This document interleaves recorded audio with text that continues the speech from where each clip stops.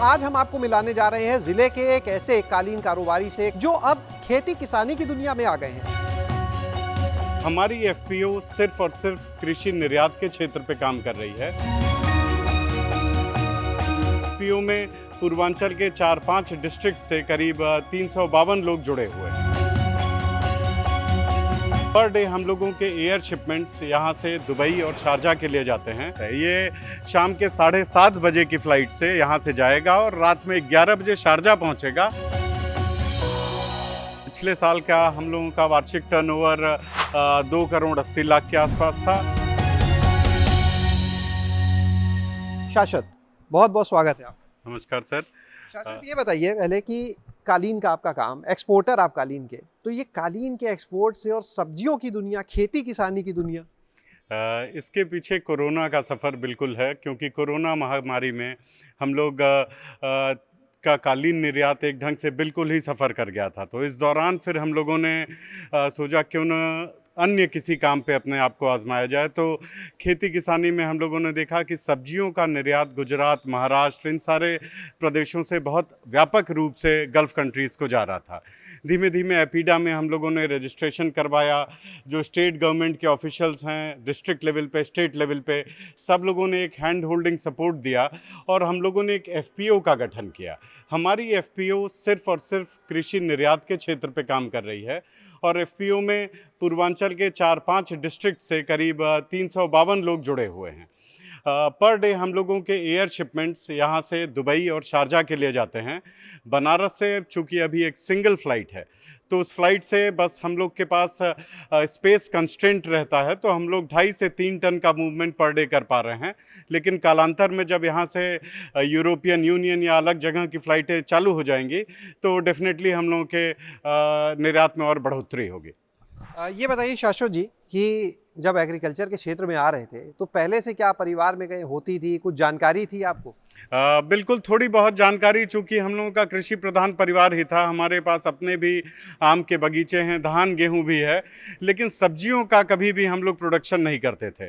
तो खेती किसानी हम लोगों के लिए नया नहीं था, लेकिन उसको नए रूप से हम लोगों ने करने का प्रयास किया। ये जो अभी हम देख रहे हैं भिंडी है, बीन्स है, तो ये सब भी आज यहाँ से जा रहा है? हाँ, आज के हमारी पैकिंग लिस्ट में भिंडी है, करीब 205 बॉक्स है, और लॉन्ग बीन्स है, बोड़ा बोलते हैं इसे, ये करीब 125 बॉक्स है। ये शाम के 7:30 बजे की फ़्लाइट से यहाँ से जाएगा और रात में 11 बजे शारजा पहुँचेगा और सुबह 2 बजे वहाँ शारजा की मंडी में आ जाएगा। अभी ये जो उपज आप देख रहे हैं, आज सवेरे की हार्वेस्टिंग की उपज है। आज सवेरे टूट के अभी पैक हाउस आया है। शाम को 5 बजे तक इसको हम लोग पैक करके, प्री कूलिंग करके, कूलिंग करके एयरपोर्ट पे हैंडओवर कर दिया जाएगा। ये जितनी भी उपज है यहाँ पर जो आप लाते हैं जब पैक हाउस में, इसके बाद इसकी पूरी, एक तो पहले हमें प्रक्रिया ही बताइएगा कि जब खेत से आता है यहाँ पर उसके ऊपर क्या काम होता है? सबसे पहले इसका काम तो इसके टूट से 4 दिन पहले से ही चालू हो जाता है कि इसमें हम लोग रसायन का उपयोग एकदम कम कर दिया जाता है। और इसके बाद 4 दिन बाद जो वो टूट का माल आता है तो प्राइमरी ग्रेडिंग हम लोग फील्ड पे कराते हैं।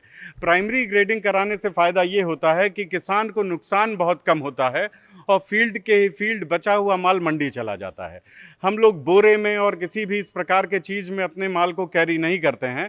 हम लोग प्लास्टिक क्रेट्स का इस्तेमाल करते हैं, क्योंकि जैसे उस पर किसी प्रकार की रगड़न, कोई भी दाग धब्बा, इस प्रकार का गंदगी ना आने पाए। प्लास्टिक क्रेट से आने के बाद सब्जियों को आराम से यहाँ हम लोग फैलाने, सुखाने के लिए रख देते हैं। जब ये सब्जियां नेचुरल रूप से अपना मॉइस्चर छोड़ देती हैं, तब इनको हम लोग बॉक्स में पैकिंग करते हैं, उनका वजन करते हैं।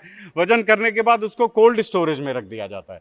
कोल्ड स्टोरेज में रखने से इसके शेल्फ लाइफ में थोड़ा सा इजाफा मिलता है, प्लस जो टूट से और जाने के बीच का समय होता है, इस समय में उसमें दोबारा एक ताजगी लौट आती है सब्जी में। जो एफपीओ से कितने किसान जुड़े हुए हैं? हमारे एफपीओ से करीब 350 किसान जुड़े हुए हैं और ये विभिन्न जनपदों के हैं। हम लोगों ने इसमें टारगेट ये किया कि जो प्री प्रोडक्शन फील्ड्स हैं, जैसे बाराबंकी में आज से मिर्च नहीं हो रही है, 10 साल से हो रही है, तो हमारे 20-25 मेंबर फार्मर बाराबंकी के हैं।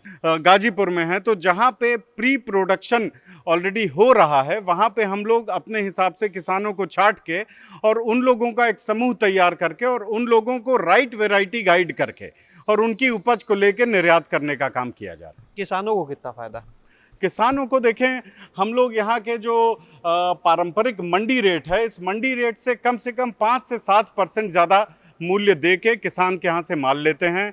किसान को ट्रांसपोर्टेशन, बोराबंदी, कमीशन किसी भी प्रकार के इस झमेले में नहीं डालते हैं।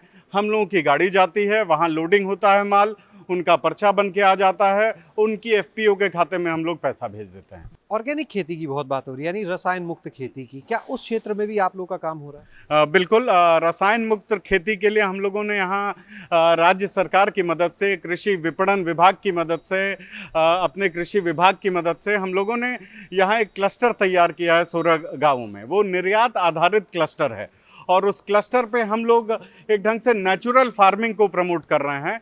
इसमें हमारे डिस्ट्रिक्ट के जो भी जिला कृषि अधिकारी हैं, इन लोगों से हम लोगों को बहुत सपोर्ट ऑन फील्ड मिला और एक ढंग से एक ही ज़िले में हम 30 किलोमीटर के अंतरकाल में एक मॉडल स्थापित करना चाह रहे हैं कि कैसे हम क्लीन फार्मिंग से गुड मार्केट लिंकेज तक किसानों को बेनिफिट दे पाएँ। शाश्वत जी, जितने किसान आपसे जुड़े हैं, जो क्लस्टर्स बने हैं, अगर हम इसको क्षेत्रफल रकबे के हिसाब से बात करें, लगभग कितने क्षेत्रफल में आप अभी ये खेती करवा रहे हैं, अपनी ज़रूरत की उपज ले रहे हैं? अभी जो हमारा चिन्हित क्लस्टर है जिसपे हम लोग नेचुरल फार्मिंग कर रहे हैं वो करीब 101 हेक्टेयर का है और जहाँ से अभी हम लोग प्रोडक्शन ले रहे हैं ये मान के चली करीब 2-2.25 हेक्टेयर का ये टोटल एरिया है। ये एरिया सीजन टू सीजन बदलता रहता है। कौन कौन सी सब्जियां हैं, कौन कौन से उत्पाद हैं जो अभी आप लोग निर्यात कर रहे हैं? प्रमुख रूप से हम लोग निर्यात हरी मिर्च का कर रहे हैं, भिंडी है, हम लोग लॉन्ग बीन्स जिसे बोड़ा बोलते हैं उसका निर्यात कर रहे हैं, परवल का निर्यात कर रहे हैं, हम लोग सीजनल फल में जैसे आम का निर्यात कर रहे थे। तो जो सीजनल सब्जियां हम लोग को समझ में आ रहा है कि वहाँ के बाज़ारों में इसको ठीक दाम मिल सकता है, उन सब्जियों को प्रमोट करने का ट्राई किया जा रहा है। एफपीओ के टर्नओवर की बात करें तो वो कितना होगा अभी? सर, पिछले साल का हम लोगों का वार्षिक टर्नओवर 2,80,00,000 के आसपास था। इस साल अभी तक हम लोग 1,10,00,000 क्रॉस कर चुके हैं। अभी हमारे पास 9 महीने बचे हुए हैं। कालीन का काम ज़्यादा अच्छा लगता है या ये सब्जी का? कालीन का काम चूँकि पारिवारिक रूप से मिला हुआ काम था तो बीच बीच में कभी कभी बोझ लगता था, लेकिन सब्जी का काम खुद से शुरू किया हुआ काम है तो इसमें हर दिन एक नई चुनौती है, हर दिन एक नया आनंद है। अब आज बारिश हो गई, माल गीला हो गया, नई चुनौती। तो इसमें हर दिन नई चुनौती है, इसमें आनंद ज़्यादा आ रहा है क्योंकि इसमें एक भविष्य दिख रहा है। उस भविष्य के साथ साथ कई किसानों के बच्चों का और कई लोगों का भविष्य इन्वॉल्व है, तो इसमें ज़्यादा आनंद आ रहा है। बिल्कुल। अपनी एजुकेशन के बारे में बताएंगे, क्या पढ़ाई की आप? हमने अपनी class 12th Scindia school Gwalior से किया। इसके बाद हम ILS पुणे में 5 ईयर लॉ कोर्स करने चले गए। 2009 में लॉ कोर्स पास करने के बाद कैंपस प्लेसमेंट हो गया था, तो हमारा कैंपस प्लेसमेंट DLF कंपनी में हुआ, गुड़गांव की कंपनी है। इन्होंने वहाँ से हम लोगों को चंडीगढ़ शिफ्ट कर दिया। 2012 तक चंडीगढ़ में 2 साल नौकरी किए, 12 में घर आए यहाँ पे, इसके बाद यहीं रह गए सर। अब हम मिलवाते हैं आपको भदोही के जो DD एग्रीकल्चर हैं, अश्वनी सिंह जी, वो भी हमारे साथ में है। यहाँ पे करीब हमारा जो 12,000 हेक्टेयर में यहाँ सब्जियाँ होती हैं और चूँकि जनपद हमारा पहले से ही और दो कालीन के फेमस था, तो हम लोगों ने जब इस जनपद में आए तो हमें लगा कि जो है हम एफपीओ के माध्यम से किसानों को उचित कीमत दिया जाए और उचित आपको नए बाज़ार की तलाश किया जाए। इसमें हमारे एफपीओ तिरसागर एफपीओ के हमारे जो है शाश्वत जी हैं, इसमें उन्होंने अच्छा काम किया है। प्रारंभ में इस काम को करने में हमें जो है एक क्लस्टर रूप में हमको ज़रूरत थी कि किसानों को एक ही प्रोडक्ट का, एक ही जगह का और जो हमारे अंतर्राष्ट्रीय मार्केट में डिमांड हो, उन वैरायटियों को हम उत्पादन करें। इसमें लगा कि हम लोगों ने करीब जनपद में जो है भदोही जनपद में औराई और डीग में 235 क्लस्टर हम लोग नमाम गंगे का था। उससे हमने किसानों के बीच जाकर इनको जोड़ा गया, किसानों को जागरूक किया गया कि किसान भाई आप बिचौलियों के चक्कर में न पड़ें, आपके उचित मूल्य जो है बाजार से अधिक कीमत पे यहाँ विक्रय होगा। हमारे साथ में इस समय प्रयागराज के रमईपुर गांव के किसान उमेश कुमार सिंह जी मौजूद हैं। उमेश जी, ये बताइए, भिंडी के खेत आप ही के? जी, हमारे भी हैं और हमारे किसानों के भी हैं। हम लगभग 12 ग्राम सभा में रामनाथपुर, सोनी, करनपुर, बखोपुर, रमईपुर, धमैया, सिहीपुर, चकिया, रतेवरा, सरपतिपुर, कुआंडी, रिठैया, दलापुर, इतने किसानों का एक क्लस्टर बना करके हम अपने एफपीओ के तहत Phulpur farmer producer company limited के तहत इन किसानों से खेती कराते हैं। और गोपीगंज की जो एफपीओ है, उनके माध्यम से हमको एक्सपोर्ट का और क्वालिटी कैसे बनी रहे, कौन सा सीड लगेगा, उसमें कौन कौन सी दवा पड़ेगी, और अगर कोई गंभीर बात होती है तो सुवार्ट्स एग्रीकल्चर नैनी से हम लोग सहयोग लेते हैं, वैज्ञानिकों को बुलाते हैं और अच्छे से अच्छे सीड तैयार करते हैं जो विदेश में बेचने लायक हो। उसमें गोपीगंज एफपीओ का बहुत सहयोग है। पिछले 4 महीनों में हम लोगों ने कोशिश करी है, यहाँ से हरी मिर्च का एक्सपोर्ट शुरू कराया है और मिडिल ईस्टर्न कंट्रीज़ में और दुबई में इसकी काफ़ी डिमांड है यहाँ की हरी मिर्च की। तो एक एफपीओ भी हम लोगों ने स्वीकृत किया है और नाबार्ड के साथ में मिलकर और एग्रीकल्चर डिपार्टमेंट के साथ में मिलकर एक जो एफपीओ शुरू हुई है, दे हैव स्टार्टेड अपना, उन्होंने कूलिंग प्लांट और चिलिंग प्लांट वगैरह भी लगा लिया है, जिससे कि तो शेल्फ़ लाइफ बढ़ाने के लिए जो आवश्यकता थी। तो अभी इस बार 3 बड़े कंटेनर्स यहाँ पर से मिर्च के एक्सपोर्ट किए गए हैं और अब इस समय परवल की खेती कराई गई थी, जो कि अब परवल को निकालने का टाइम आ रहा है और शीघ्र ही परवल का भी एक्सपोर्ट होगा यहाँ से। हमें पूरा विश्वास है कि जब एक मार्केट और एक अश्योर्ड प्राइस लोगों को समझ आएगी, उनका जो एक रेम्यूनरेशन है वो भी बढ़ेगा और अच्छा डेवलप करेगा एग्रीकल्चर यहाँ पर। एक तरफ जहां सब्जियों का निर्यात बढ़ा तो वहीं किसानों को भी इससे फायदा है कि उन्हें अब अपनी जो फसल है उसका बेहतर मूल्य जो है वो मिल रहा है और आगे अगर निर्यात बढ़ता है तो उनके लिए और बेहतर मूल्य पाने की जो संभावनाएं हैं वो भी बढ़ जाएंगी।